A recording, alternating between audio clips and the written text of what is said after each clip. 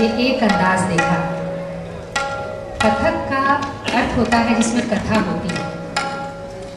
तो अब आपके सामने जो कथा प्रस्तुत करने जा रहे हैं उसका सारा निचोड़ ये है कि सावन का मौसम हो और अगर पिया साथ में न हो तो वो सारा वातावरण आंसुओं में बहने लगता है। उसकी कमी बड़ी बेतरह महसूस होती है। उस कमी को जब कला के माध्यम से निकलने का रास्ता मिलता है तब वह बनता है सावन का गीत। सावन का वह गीत, वह नृत्य जो हमारे सामने कमलिनी प्रस्तुत कर रही हैं। इससे पहले कि हम आगे बढ़ें, हम सभी, क्योंकि उस तरफ अंधेरा है और यहाँ की लाइट से आप शायद मुझे देख पा रहे हैं, मैं नहीं देख पा रही हूँ, मुझे मालूम पड़ा है कि हमारी मुख्य अतिथि आदरणीय गिरिजा व्यास जी हमारे बीच पहुँच चुकी हैं। तो हम सभी पहले तो जोरदार तालियों के साथ स्वागत करें। सम्मान नहीं कर पाए और मैं अंजलि जी से अनुरोध करती हूँ जो ट्रस्टी हैं इस जेएम फाउंडेशन की, कि वे फूल भेंट करके आदरणीय गिरिजा व्यास जी का सम्मान करें, जो कि चेयरपर्सन है नेशनल कमीशन फॉर वुमेन की। आप अपनी तरह से एक बहुत ही ठोस काम कर रही हैं और आज के इस कार्यक्रम में आपकी उपस्थिति हमारे लिए एक बहुत बड़ी ताकत है। दस्ते के रूप में आपका स्वागत करना चाहते हैं सभी।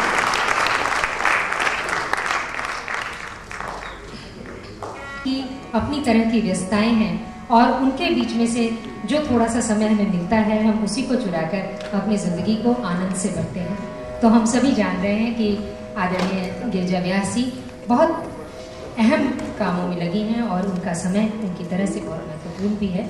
हम उनकी व्यस्तता की पूरी कद्र करते हुए अनुरोध करते हैं कि वे कार्यक्रम के बीच में ही जय, हालांकि हमें उनसे अंत में आशीर्वाद लेना था, लेकिन जैसी सुविधा हो, हम चाहेंगे कि दो शब्द इस वक्त वो हमारे बीच में रखें और हम सभी का उत्साह बढ़ाएं। आप सभी तालियों के साथ इसका समर्थन करें। आदरणीय गिरिजा व्यास।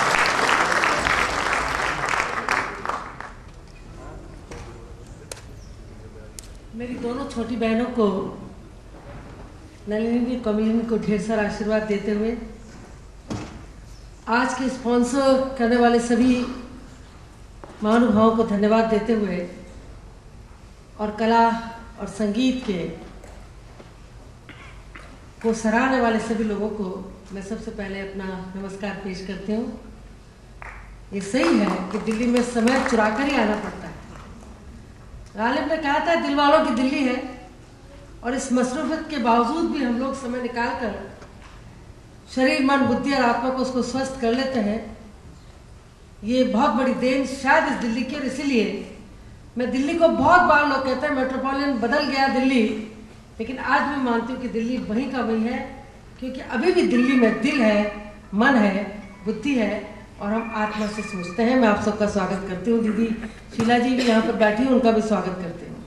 दरअसल स्वागत है जिनका करना चाहिए था, मुझे देर तक रुकना था, लेकिन मैं राजस्थान की हूँ और महिला अवार्ड्स के पहले ही मैं उन महिलाओं का भी, इन दो आर्टिस्ट का भी जो अपनी माँ की छाया में धीरे धीरे करके खरामा खरामा करके ऊपर जो बढ़ रही हैं, उनका भी स्वागत करना चाहती हूँ। मैं सोचती हूँ कि महाराणा कुंभा के उदाहरण के अतिरिक्त कोई और उदाहरण हो नहीं सकता। एक बार महाराणा कुंभा कुछ साहित्यकारों का, संगीतज्ञों का, कुछ समाजसेवियों का और वीरों का स्वागत करने खड़े हुए और वो अचकचा गए कि अलग अलग प्रकार की विधाओं का स्वागत मैं कैसे करूँ। तब पास खड़े हुए चारण ने कहा था कि महाराणा, जब आप वीर का स्वागत करें तो तलवार भेंट करें, क्योंकि उनमें एक युग को परिवर्तित करने की ताकत होती है।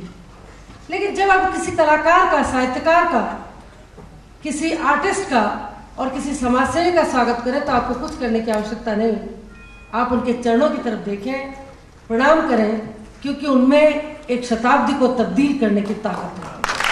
इसलिए मैं अपने तमाम सभी आर्टिस्ट को, समाजसेवियों को प्रेषित करती हूँ। थोड़ा जल्दी जाना है, इसलिए अपनी बात को भी और आप लोग भी कला का ज़्यादा लेना चाहेंगे आनंद, इसलिए मैं बात को नहीं करना चाहती। लेकिन एक बात जाने से पहले ज़रूर करना चाहूँगी। जॉन पॉल सार्त्र की एक कहानी है, द कंडेम्ड एज, और उस कहानी का मजमून था कि पृथ्वी पे एक इस तरह का युग आ गया है, शताब्दी, हम उसे 22वीं शताब्दी कह सकते हैं। उन्होंने अभी दूरगामी दृष्टि से शायद वो देख लिया, और उसमें ये मुनादी पीट दी जाती है कि जैसे ही बच्चा पैदा हो उसके पहलू से उसका दिल निकाल दिया जाए। एक बार एक छोटा बच्चा 4 साल का किसी की मौत पर रो पड़ता है और तब तलाश शुरू होती है कि इसके पहलू से दिल निकाला या नहीं, और देखा जाता है कि पहलू में तो दिल है। तब उस डॉक्टर को, उस बच्चों को सरेआम फांसी दे दी जाती है, और साथ यही बात को, अपनी बात को विराम देते हुए कहते हैं कि अब हम कंडेम्ड एज में हैं, एक शापित युग में, एक शापित शताब्दी में। लेकिन मैं आगाह करना चाहती हूँ कि आज भी इस देश को या आज भी इस विश्व को कोई बचा सकता है तो हमारे ये कलाकार जो दिल से सोचते हैं और दिमाग से भी दिल की बात को ही मनवाने की कोशिश करते हैं। हम लोग, राजनीति के लोग, पता नहीं क्या उठक पुठक कर लें, या वे लोग, या कल जैसे आया था कि विध्वंसकारी बात हो रही है, लेकिन एक कलाकार कहीं भी बैठा हो, उसका दिल किसी की भी छोटी सी भी उस दर्द पर वो रो उठता है। और मैं सोचती हूँ कि हिंदुस्तान में कम से कम हम दिल को अपने पहलू में बनाए रखें। इसी आशा और विश्वास के साथ कि नलिनी और कमलिनी आप आगे बढ़ते रहें, अपने इस दिल को, जो छूने वाला दिल है, उसको दूसरों तक पहुँचाते रहें। अपने शेर के साथ अपनी बात को ख़त्म करूँगी, लेकिन उसके पहले संबंधों की बात ज़रूर करूँगी कि हम लोग संबंधों को जब तक कायम नहीं रखेंगे तब तक महिलाओं के प्रति भी अन्याय करते रहेंगे। आज हम 5 साल के आंकड़े भी लें तो निश्चित तौर पर महिलाओं पर अत्याचारों की संख्या बढ़ी है।